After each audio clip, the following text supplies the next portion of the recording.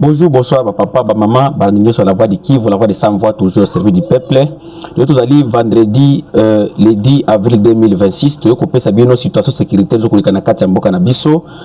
bande konangai, avato que de couper sa bien oyo, scandale, tu as coupé na katiao, et moyen plateau du territoire de Fizuvira et Mwenga, et na information oyo, à ce qui concerne le général Edi Campagne, parce qu'il y a beaucoup d'histoires qui se disent sur les réseaux sociaux, nini ezali réalité kuna oyo, et le komeli général Edi Campagne na ya province ya o Katanga waze mukonzi ya 22e régime militaire. Premièrement donc de d'abord Kotanga communiqué oyo ezali kotala biso sur des obsèques du général lieutenant général Sikatenda Shabani oyo akufa qui ça fait 10 mois na kati ya mboka Kinshasa na kati ya prison ya Ndolo na ndenge abakangaki sans toutefois ye koyeba pourquoi bakangaki ye na ndenge bakutaki na prison akenda kokufa bino nyos na base que na année passée to banda ko bisa bino à ce qui concerne le général Sikatenda communiqué le biboye communiqué très important. Après un entretien de dernier réglage tenu ce 9 avril 2026 entre famille et les autorités au sujet des obsèques du lieutenant général Sikatenda Shabani, il a été convenu le programme suivant. Du lundi 20 à jeudi 22 avril 2026, recueillement à la résidence du défunt 651 avenue Suisse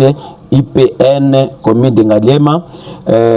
La nuit de jeudi 23 à vendredi 24 avril 2026, veillée mortuaire sur la pelouse VIP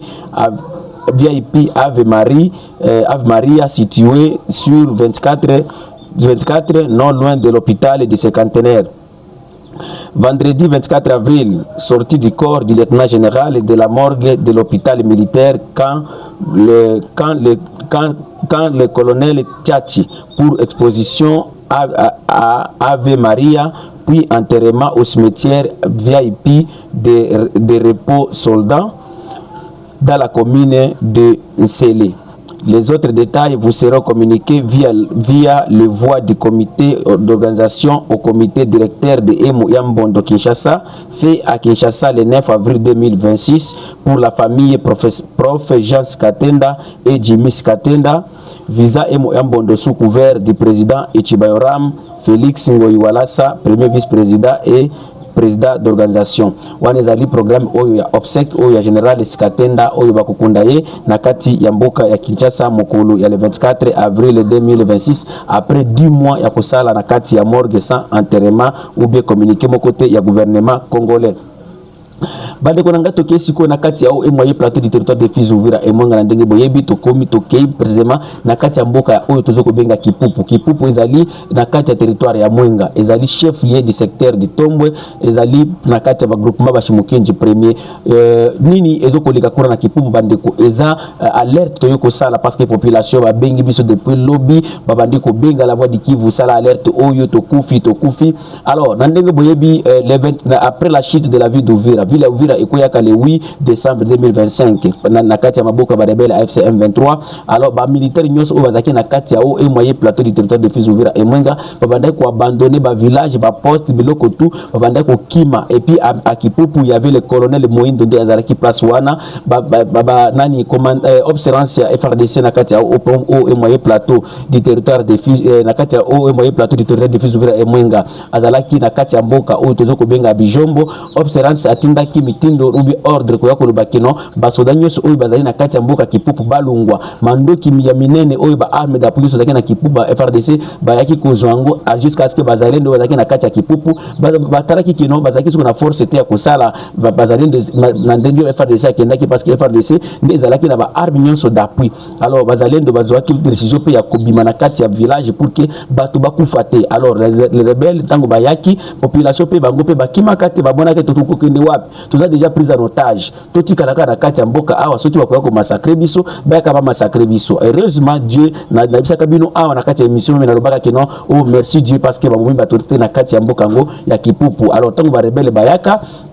bakutaka population zawana basali babengi population na meeting nani akubo ya soki mutamando ya koti batu nyoso akendaka kokoyoka meeting na bango après bande kofanda na bango. Alors après le retrait de la ville d'Uvira, alors il a fallu que ba M23 ba longwa pe na kati ba village ebele. Alors lobby pe na kati mboka Kipupunde ba forces armées de la République démocratique du Congo bakendaki kokota siku na kati ya mboka Kipupu après le retrait ya ba rebelle na kati ya mboka bande ko ekomi scandale na yeko sala alerte oyo et comme l'état-major général des FARDC à Kinshasa, et comme la troisième maison de défense à Kisangani, et comme la commandant région, il y a 33e région militaire à Ouvira, et comme la gouverneure et vice-gouverneur de la province du Sud Kivu, et comme la présidente de la République, son excellence Félix Tshisekedi Tshilombo, et comme la première ministre Souminoa Judith, pour na écloko oyo nos forces armées, bazoko sala à présent na katia et moyen plateau du territoire de Fizi Ouvira et Mwenga, ba komi na katia mboka bazui batu nyoso bakangi bango bakangi na chef du village na biloko na bango na bataba infraction za nini kino pourquoi bondima rebelle bakuta na kati ya mboka na bino. Alors on se demande une question, bino ba militaire bokimi mboka ba civil basalani mulinga ba civil ndo bazo nani ba machete babande kubeta na ba rebelle ki bokukuta wa ipana bisote bino botoza censé bozo ko futama par l'argent des Congolais contribuables congolais wana ezo ko futa bino les contribuables congolais ezo ko futa bino ko bo sécuriser Congo bo sécuriser ba province ya Congo bo sécuriser banani ba frontière bo sécuriser population na ba bien na bango mais bino bokimi lelo bokomi kozonga ko ba compte à rendre papa ba mama ba de kunyangana ko ba congolais bato ba village ya kiba bisinga boye na ya kona belela chef du village oyo kombo na ye Enas yoni pour le moment ba kangi na condition à mabe. Donc les efforts de ces bazokoloba ba kobomaye parce que lui il avait accepté que na kati ya cité na yobe na kati ya mboka na ye ba rebelle ba kota. Alors il faut que nani tosengi ba konzi basala intervention parce que sinon population lobby et bandaki déjà ko kanga biloko na bango ko kima parce que bandaki ko espérer que non les autorités ou bien l'armée congolaise tango koya bakoyamba armée na bango ezongi bakufanda na ndenge bafanda ka mikolo nyonso mais armée koya kozonga ezongi na barando na tosengi vraiment ube population esengi ke oyo azali mokonzi kuna na mikenge oyo akendaki kokanga bato na kuba biloko ya bato na kati ya mboka ya Kipupu bakanga ye azala traduit par la na kati ya justice parce que je ne crois pas si la guerre que nous sommes en train de faire ezali guerre pour ça la question qui de conquérir les places ou de conquérir la place oyo rebelle azala ki to na siko kunyoko la population c'est une chose que nous ne pouvons pas accepter. C'est une chose que nous pouvons accepter parce que nous savons que la mission des FARDC ezali ko libérer mboka nyonso oyo ba civil koyo banani ba rebelle bazalaki pour que la population vive bien. Alors nous avons l'objectif de libérer la ville de Bukavu et la ville de Goma. Donc le jour que nous arriverons à Goma ou à Bukavu et si déjà ba rebelle va fandi inane to ko couper bango nyonso mitu. Donc nous allons faire des massacres. Donc les FARDC vont faire des massacres à Goma parce qu'ils vont accuser toute la population de Goma Keno pour comme ils vont fanda awa na ba rebelle. Ou bien pour le moment nous avions l'objectif depuis le 23 janvier, le 15 janvier plutôt, le 23 janvier, de reconquérir la cité de Minembwe. Alors dès que nous entrerons à Minembwe, donc on va massacrer toute la population. Si seulement on veut de punir la population de Kipupu ainsi, oh, un mois, qui 2 mois.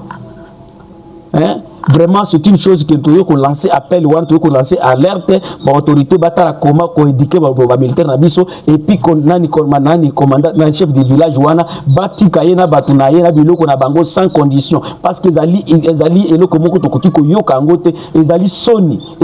c'est une honte à toute une armée de la République de voir que vous venez de reconquérir une zone. Oh, ce n'est pas que non, vous êtes allé à l'étranger, beaucoup à l'étranger, alors vous commis qu'on persécuter la population. Population, on a baboya ko kende bamlambo kikuna ko kima na kati ya bazamba parce que tango soki bangawa kende kuna ngabazanga mungwa bangawa kufa kuna ba malaria na banini alors balobaka non juste ko soki ko kufa to kufela aw et puis ba rebelle ba longwe bino boye ko kota na kati ya ba longwe na bango moko. Vraiment c'est une chose et puis il y a quelqu'un monsieur Azoko Tindaba Odiomoko Boye lui il est complice avec les il était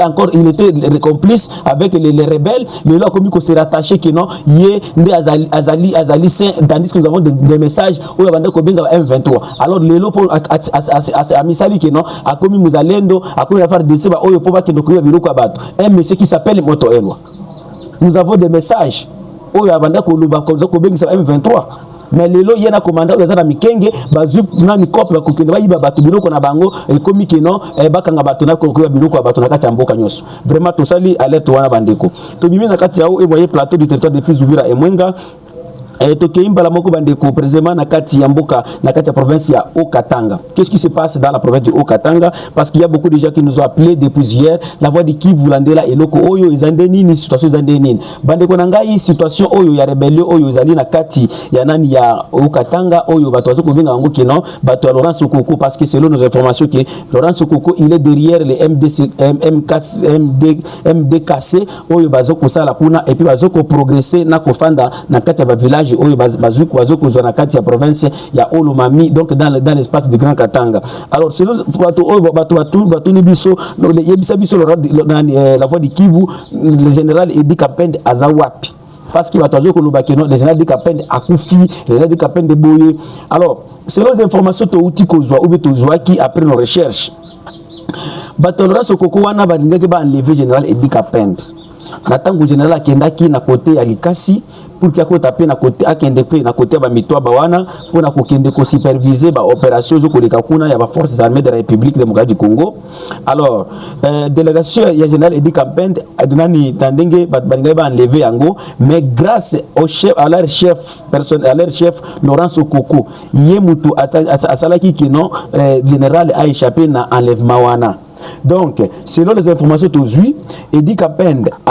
qui souffrait par Laurent Sokoko, Yemoko, parce que Bazalaka na ba relation na bango depuis kala, avant que depuis que le général Azaki na kati ya prison ya nani ya Makala na kati ya province ya Kinshasa, Laurent Sokoko abande ko sunga nani général Edi Kapende et puis abandaki pe jusqu'à présent ba garder toujours ba relation na bango et puis ba sololaka. Ye nani grâce d'après avoir batonaye ko yebisa bango kuna obi Laurent Sokoko ko yoka kenan général a kozala enlevé, il a c'était Laurent Sokoko azwaki ba dispositif ya koloba kenan abiki sa koyo amina ye na kopekisa bato na wana kino bosala eloko wana te. Alors les mêmes sources nani même la sécurité privée ya général Edi azalaka toujours nani, donc Laurent Sokoko asungakaye avec quelques informations et après nani selon nos sources lobi que non après son retour appuyé ko bimana Kinshasa nani Laurent Sokoko na Edi Kapende basalaka communication. Laurent Sokoko averta apesaki asingaki général que azala prudent parce que le régime de Kinshasa bazoko préparer un coup pour na ko arrêter na ko dégrader de nani source na biso est confirmé bongo. Alors donc pour le général n'est pas mort et il n'a pas été enlevé. Selon nos sources il est toujours à Lubumbashi dans la province de Haut-Katanga, mais azalaki aishapaki kaka na liwa ou bien na enlèvement oyo balingaki bako tsaye na kati ya mutambo. Donc ni tete l'intervention de monsieur Laurent Sokoko oyo azali moko ya ba rebelle ou bien mokonzi ya ba rebelle oyo bazali na kati ya mboka ya Katanga nde basource na biso elobi bongo. Bandeko tokei abatozo ngazuna tokei d'abord na kati ya province ya nani ya Tanganyika na kati ya ville ya Kalemi. Lelo oyo na kati ya mboka oyo bazoko benga à 20 km na ville ya Kalemi, incendie moko euti ko salama na kati ya camp de déplacés inter bazoko benga mama Katanga mama Katanga. Donc bandako eziki plus de 500 habitations ya ba déplacés internes eziki jusqu'à ce que pour le moment population batikali sa place ya kulala ni assistance. Bato nandengi to sola kina bato oyo batemba zaki sur place balobi kino vraiment ezali catastrophe basengi même ministère des affaires sociales et les ONG bakende ko sala aide kuna parce que ezali loko moko ezoko kamwisa nandenge population ezoko souffrir kati mboka na bango. Et puis les autres qui ont dit que non comment bato oyo nano ba déplacer interne ba congolais bazoko souffrir bango na kati mboka na bango nani aide atamoko te gouvernement ezo ya pona ko sunga bango, mais le gouvernement congolais ezoko kende kozwa ba oyo Amerique azoko tika ba oyo Amerique azoko bwaka ba Amerique azoko lingate oyo po baya na kati ya Congo. Soki d'abord uzoko lesa mwana na yote ukokende kuzwa mwana voisin pona nini? hein ozoko kokakola sa mwana na yote ozoko kokakosombela mwana yo matela place kulala te siko yo bana voisin de ko yiki siko ngande mboko ni malamu bopesa nga bango na zala na bango soki eza hypocrisie te eza nini ou bien soki eza complicité ko bato wana te alors eloko wana vraiment ezoko kamwisa bato parce que les décisions que notre gouvernement ezoko zwa de nani au lieu à résoudre d'abord les problèmes internes nous avons beaucoup de problèmes pour le moment que ce soit les problèmes sécuritaires les problèmes de l'insécurité à Kinshasa les problèmes de Yanzala na Kachambuka les problèmes donc ya kuzanga misala dans un pays là où 99,9% de la population tous en a misala te mais ozoko kende ko zabato mususu po men devre okokende ko teba ngo wapi kuna na États-Unis ba mesana déjà ba kenda ba misana bango kuna ba uzo ba $20 par heure ba $15 par heure alors awa na Congo ko yoko pesa yenini okende ko tia wapi so kiza banditisme tendo ozolinga okende ko matana kati ya mboka yango ba konzi na biso to autorité na biso buba nda kozala kotala ba décision oyo bakoki ko wanda kozo a Kinshasa braquage zo kosala à ciel ouvert na kati ya moi et donc insécurité moko ba enlèvement alors soki Kinshasa bazo sala ba enlèvement bazo ko sala ba braquage bato wana kotinda bango wapi na lobaka la fois passée ici que non dans le Grand Kasaï là bato bazo ko kimanzala nzala bako kende wapi à Lubumbashi, les informations que nous avons, batazo ko kende kotonda au fil indien devant les boutiques indien pour que azwa musala ko futa ma 6 000 francs par jour et puis musala wana zo sala ngo du matin de 5h du matin jusqu'à 19h ozo ko ba carton biloko munene mais pour ozo kaka 6 000 francs par jour alors yebisanga 6 000 francs wana oyo bato ya Amérique pe okokende kopesa bango non les autorités tomita la bisomoko alors c'est toujours na kati ya information ya banani ya insécurité vous verrez qu'il y a des politiciens bazoya oh non to yoko senga président au changer constitution pour province nangai je dis à l'occurrence de Mama Fifi Masuka ceux qui au Taliban ndeko tozu message à la population ya nani ya des provinces Lualaba ba komeli biso message moko to kende ko tangango balobi boye. Bonsoir, bonjour de la voix de Kivu. Nous sommes vos auditeurs depuis la province de Lualaba, ville de Kolosi, commune de Fungurume. La voix de Kivu, pouvez-vous parler aussi de l'insécurité qui a un niveau que vous ne pouvez pas imaginer. Nous avons des militaires pendant la journée, mais la nuit, on ne dort pas.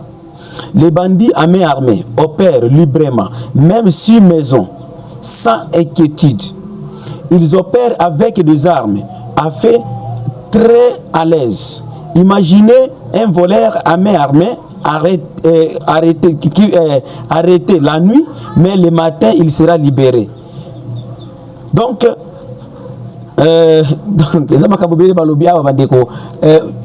qu'est-ce qui se passe dans cette partie de la République, dans la province de Lualaba, dans la commune à Fungurume? Kimohi bezoko le kakuna. Bandeko. Na kati ya Congo fanatisme ya autorité na biso ou fanatisme ya biso ya congolais ezo sala ki Congo ekosala ki Congo que de libosoté parce qu'il y a même les gens tout ce que vous voyez surtout dans la province de Lualaba bato belé bazo ko publier biloko ba les listes surtout les journalistes ceux qui batinde liembongo par un politicien abandi ko koma biloko o population zo ko vivre té. Nous avons beaucoup de rapports en provenance de cette province. Dans la province de Lualaba, la province de Mama Fifi Masuka, et si Kaya Azalib, la première dame, Oyazoko Lekaliboso, Kokende Kosenga, changement de constitution, Olena Kosokipe, Makambozo, Kokanaka, la province Naï. Premièrement, dans la province de Lualaba, ils n'ont pas des infrastructures. Beaucoup ça matin dans la photo, vous avez dans la ville à Kolosi. Il y a la route de Yakokende Kamasare. Batinde la kanga photo na ba vidéo bandeko. Ya kotala ya epi muto kendaka kuna abanda ko kizolanga vidéo donc azoko sala appel vidéo nazo kotala soko bima na kati kaka centre ville ya Lubumbashi ya nani ya Kolosi pour ko kende na Kamasare il faut longola basapato longola bilamba au traverser rivière Zawana depuis pont soki pont e bukana place moko boye mabele kenda place ko ndeka ko tende saka mabele et puis batwanda ko bamanda koleka ça fait des années et des années depuis que Mama Masuka est là al kanisa kelo ko na te et puis eza en plein centre ville. Et loko moko ya kukamwisa.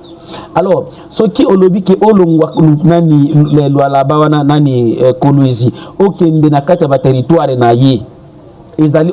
na place à 90 km okosala soki ezali 4 jours 5 jours okoki kokende dilolote, okoki kokende sandoate, okoki kokende wapite. Donc c'est une province ezali tellement reculée, mais beaucoup de publicités qui sont en train de faire au Kanisaki non là-bas c'est bon. Mais la population quoi bon au banda ko ça la publicité chaque jour ozo ça il a eu publicité mais bato oyo yozo ko kunza chaque jour wazo kolila. Vous verrez en Colosie, bazo ça la kaka publicité, il y a bâtiment na nani aéroport, baye batali bâtiment ce qui a justice, ce qui nini. Donc wana ce n'est pas on Colosie bo beza wana te. Ba la kisi ba passerelle wana ba so des moutons. La population de Colosie va ici ils ont la place oyo ce qui mbula est bêti déjà donc yo kaka okutuma na kati ya côté. Et puis c'est en pleine centre-ville. Yango mama fiti masuka. Avant que aucun soit la publicité, population n'a eu qu'on souffrir. Avant que au lieu que on perd de temps nayo, qu'on récolte ou bien qu'on nous avait 100 000 signatures, il y a changement de constitution. Nous cas d'abord que ça il a battu même 50 km à balabala, où il y a coquin de la province, il y a territoire. Dans une province riche, dans une province où la province est même monde, la province riche en cobalt. Mes très chers frères, mes très chers compatriotes, nous devons aimer ce pays. Nous ne pouvons pas seulement s'éterniser au pouvoir ou penser à s'éterniser au pouvoir ou au poste tant que tous les Congo est de mon côté. Congo, les qui n'ont pas ce que vous avez l'accès à 10 000 $, 20 000 $. Et puis ceux qui ont l'image de la province, les proches de la gouverneure, Maman Fifi Massouk, Bazoko Sala, Bafoli, Bambongo, Bafrique du Sud, Bumbashi, Bapoto, Bawapi, Banamibi. Donc, tu vas te dire, j'ai un ami en Afrique du Sud. Chaque jour, je me dis, ah, bah, toi, fils, qui va y aller, na futa kabandaku, na sala kaboye, parce que bango aboka kadembongo. Ozo boka mbongo, mais bandeko na yo, oyo ko gouverner wana, bazali ko souffrir. Donc vous êtes un mauvais dirigeant. Vous n'êtes pas un bon dirigeant. Vous ne méritez pas des éloges. Vous ne méritez pas de publicité. Donc on ne mérite pas les publicités qu'ils sont en train de faire là. C'est comme ça, mes très chers frères, mes très chers compatriotes. Ils ont vu la voix du Kivu, la voix du sans-voix, toujours au service du peuple. Na pesi minwa encore mbote, kobo sanate ko sabona chana bino la voix du Kivu, numéro 243 85 88 08 330 82 40 42 600. Merci.